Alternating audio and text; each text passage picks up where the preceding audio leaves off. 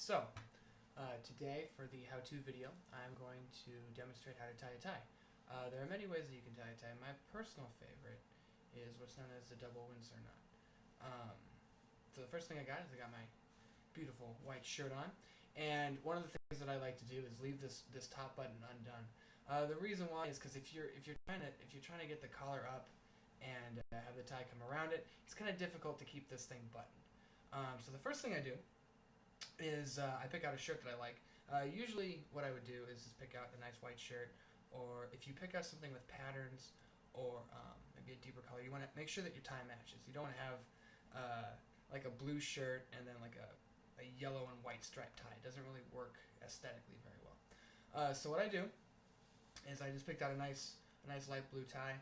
First things first, pop the collar up like so, and swing this nice tie around like this. All right. Now, I'm about 6'1", 6'2", kind of depending on how the day is going. So I have to tie it with the short side right here, pretty close, just because the double Windsor you're going to wrap around a few times, and you don't want the bottom of this tie to be too short. Usually the bottom of the tie right here, the tip part, you're going to want that to be kind of touching your belt, covering all your buttons and your shirt tucked in, okay? So the first step, with my thing up like this, I usually start about right like that, right there, okay? So you got a nice full tie, white and light blue, always a nice choice, okay? So you go like this, have your collar in, and then you make your first pass, okay? So you take it like this, go across, and you make your first pass, okay? I usually like to pinch it like this just to make sure everything is stable, okay? You go around like this, up and under, and through like so, okay? This is first pass, and then you're going to tuck it down like this, and swoop around like so, underneath like that, just like this, okay? And then you're going to go back around, over, under, and through. You're going to make a nice knot here. So this is building a knot. This is one of the more difficult parts of tying a tie, is building that knot. You see how I have a nice couple crosses here? And the reason I like the double Windsor knot is because it builds a nice full knot. It's not too soft of a knot, and it looks good tucked under a collar. It's also, believe it or not, the knot that James Bond wears. And I think that if it's good enough for James Bond, then of course it is good enough for me. So just this a little bit like that. Now, you've completed your knot. All you have to do is take your beautiful tie and swoop it back down into your knot like so.